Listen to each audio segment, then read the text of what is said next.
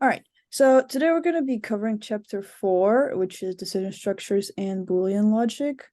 There's not that many slides to go over, but yeah, just a couple of topics that we need to cover today. We'll go through the whole chapter 4 today, and then there are videos posted for chapter 5 and 6 already, and I'll decide later what we're going to cover on Wednesday. All right, so introduction to decision structures. So decision structures, sometimes they're also called selection structures. Those are very useful for your program because they will allow you to set certain conditions in which your code will execute. So decision structures allow us to perform certain actions and perform certain code only if a certain condition is true. And I will show you an example of that in a little bit, but there are different types of those decision structures. So there's one that's called single alternative decision structure, and that is called if decision structures. So if something is true, then a part of your code will execute. There's also a dual alternative decision structure. We call them if then else. So if something is true, execute this part of code. However, if that is not true, execute a different part of code. And I'll show you examples of this in a little bit. And there's also multiple alternative decisions that allow you just to set many different conditions in which your code can be executed. So let's focus on just the beginning. So just the if decision structure. And in this case, this is the general statement, general code, how it looks like. So if we have a keyword, if something happens, so if something inside of your code happens, then we will do some sort of code. So these statements that you see, this is just anything that you want your program to do. And then this just marks the end of your if. And let's remember flowcharts. So we're adding another symbol to our flowcharts, and it's a diamond symbol. You can see this one right here, the called outside. This is the diamond symbol, and diamond symbol will represent a condition. So if something happens, this will be in your diamond symbol. And this is an example flowchart for just a simple if statement. So this is where we come in with our code. So it doesn't matter what was before this code or after. We're focusing just on the decision structure. So we come in with our code right here, and then we have a decision structure. Is it cold outside? Basically, this is what we're asking. If it is cold outside, then we follow this line right here, this arrow, true, because it is cold outside. So this condition will result in true. Then we're going to wear a coat. And then we're just going to continue with our execution of our code, everything that's after our code. However, if it's not cold outside, we're just going to skip this thing as a whole, and we're just going to follow our execution of our false statement. All right. Then another thing that is very helpful with decision structures are called relational operators. And the relational operators, they simply check if there is a certain relationship between the two values. And with the example that we have is with x and y's. However, they can be numbers, they can be any variables. It doesn't matter what we use. But in this example, we have x and y. So all of these relational operators right here, a table, they exist in every single language, every single programming language that you can think of. They are in those languages. So the operator with the arrow pointing towards the right is greater than. Then the arrow pointing to the left is less than. So in this case, these two right here, we read this as x is greater than y. So we would be checking if our x is greater than y, and the opposite. And for this one, we're checking if our x is less than y. So this is the way how to read them. Then if you add a equal sign after those operators, all that you're going to be checking is, you're going to be checking for if the value of x is greater than or equal to y. And the same thing right here, if your value of x is less than or equal to y.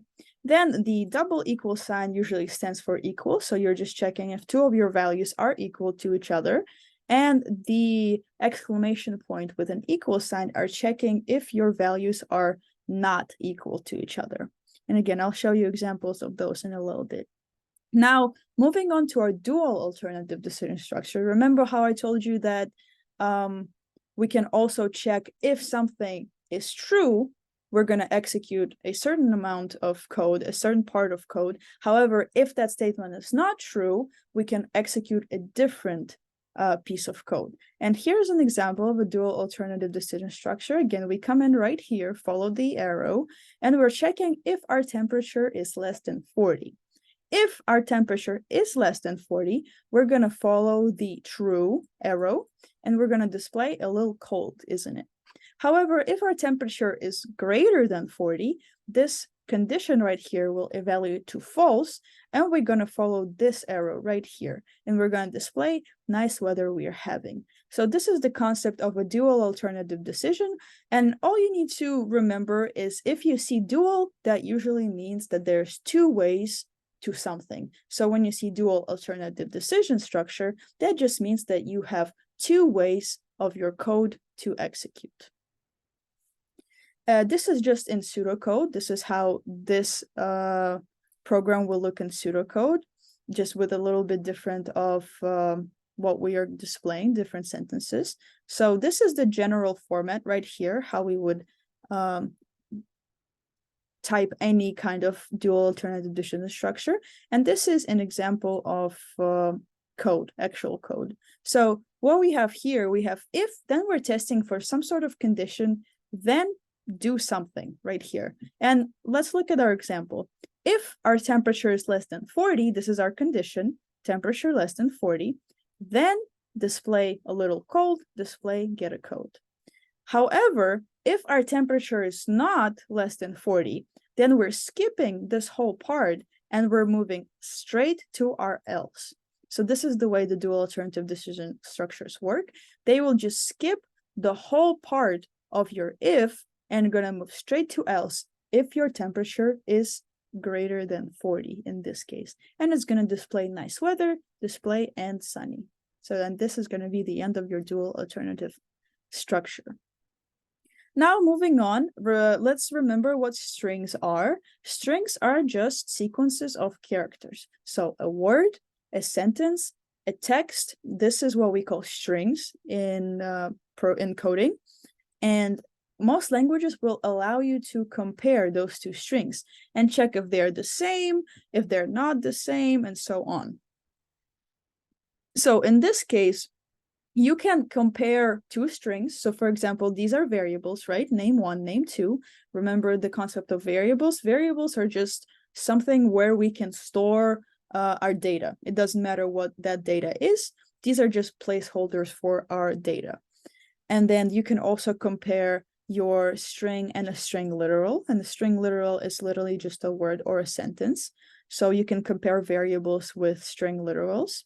And usually your comparisons, when you do your string comparisons, they are case sensitive, which means if you have, for example, in this case, we have October starting with a capital O. However, if you compare it to a string October with a lowercase o, these will be not the same, even though they look the same, but for your computer, they won't be the same because this one starts with a lowercase o and this one starts with a capital case O. So you just have to be mindful of that when you're comparing your two strings.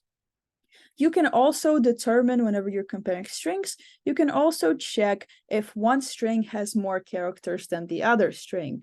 So that might be useful when you're sorting your strings and you need to sort them in some sort of order. Now, nested decision structures, those are a little bit more complicated. However, the only difference is that we're adding more conditions to our code. So instead of just being if and else, what we're doing, right? So we have if and our else. Instead of that, what we're gonna do, we're just gonna add basically more ifs in between. So if something happens, then if something else happens, if something else happens, and then we have our else. If all of these three do not happen, then our else will execute. So the only difference that we add more conditions. And here's an example of your nested decision structures using a flowchart. So we're coming in right here from the very top, and we're checking if our salary is greater than or equal to $30,000. If it is equal to that, we're going to follow the true arrow right here. However, then we're going to check another thing. We're going to check if that person worked for 2 or more years on the job, which is right here, years on the job greater than or equal to 2. If that is true, we're going to follow the true arrow and display you qualify for the loan, and we're just going to end our program. However, if at any given point these are not true, we're just going to follow the false, and we're going to display you must have been on your current job for at least 2 years to qualify. Or if our salary is not greater than or equal to 30,000, we're going to follow the first false and display you must earn at least $30,000 per year to qualify. And we're going to come to the end of our program. Those if-else statements that are nested, they just make your logic simpler to write. And what that means, you just basically make your life easier and make your program run faster and smoother. And in this case, this is a perfect example of determining what the grade is of students. So in this case, we're checking if our score is less than 60, we're going to display grade F. However, if our score is less than 70, we're going to display D. If our score is less than 80, display C. And if it's less than 90, display B.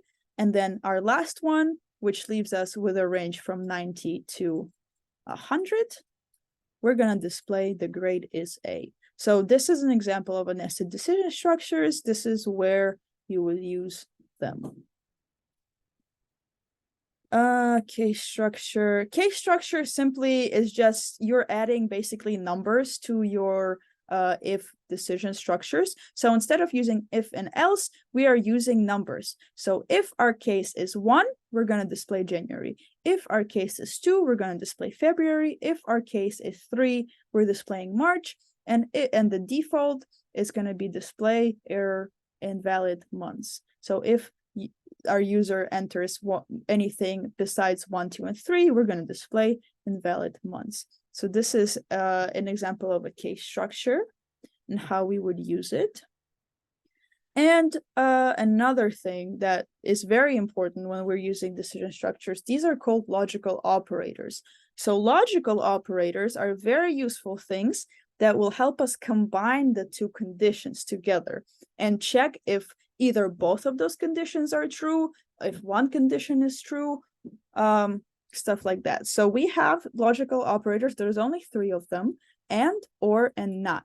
So the and logical operator, it checks if both of your conditions are true. So for example, let's say we had that temperature less than 40, right? Temperature less than 40, and we want to check if, for example, a person is wearing a coat, right? For example, we said coat equals yes. That just stands for you wearing a coat. So if this evaluates to true, then we can print something like you are warm, right? If either of those conditions is not true, then we're going to print, so we're going to have our else right here. Let's see, if temperature is less than 40 and coat yes, you are warm. Else, you are cold.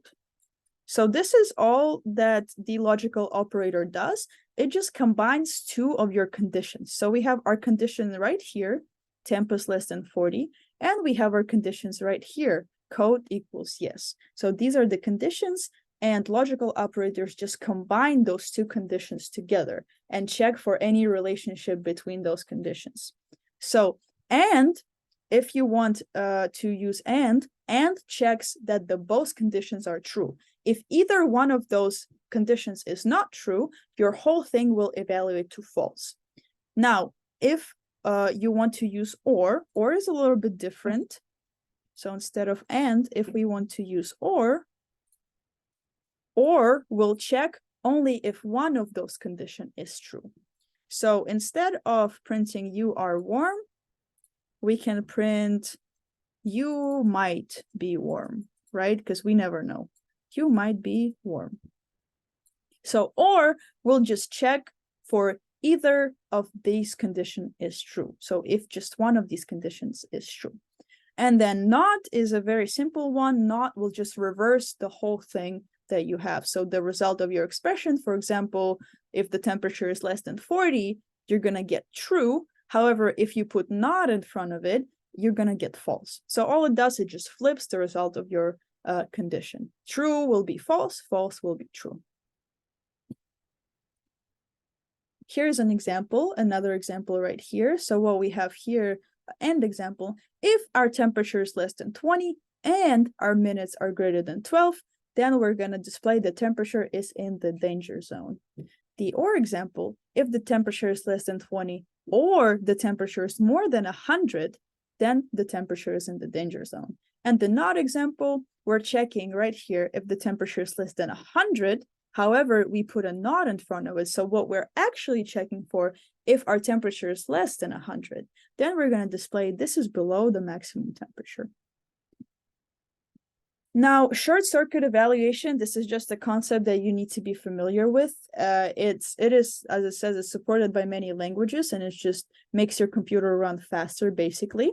So for our AND operator, we know that both of our conditions, the one on the right and the one on the left of the AND operator, they both need to be true.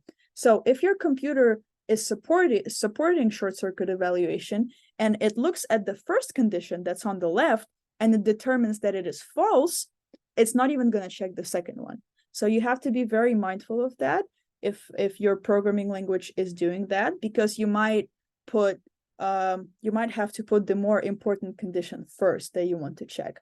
But all you need to know with the AND operator, it checks the first one. If it's false, it doesn't even look at the second one. It automatically makes your whole condition false. Now, your OR operator is the opposite. So for OR operator to be evaluated to true, we only need one of the conditions to be evaluated to true. So if your first condition is evaluated to true with the OR operator, it's not even going to look at the second one. It will automatically assume that your whole condition is true. So AND checks for false, OR checks for true. Those are the only two things that you need to know. There's also range checking. You can use your logical operators for checking if a number is either inside or outside of range. And the only thing that you need to know, if you want to check if a number is inside of a certain range, we use our AND operator. If we want to check if a number is outside of the range, we use our OR operator. So inside is AND, outside is OR. And let's look at the example. So right here we have our if x is greater or equal to 20 and x is less than or equal to 40. So we're checking if our number is in between of 20 and 40. If it is, we're going to say the value is in the acceptable range. However, for this one, we're checking if the number is outside of the range. So we're checking if x is less than 20 or x is greater than 40. So if our number is not anywhere in between 20 and 40, then we're going to display the value is outside of the acceptable range. There's also such thing as Boolean variables. So remember, let's recall variables. We have different data types for variables, right? We have strings, which are just sequences of characters. We have integers. Integers are just our whole numbers. So 1, 2, 3, 45, and so on. These are integers.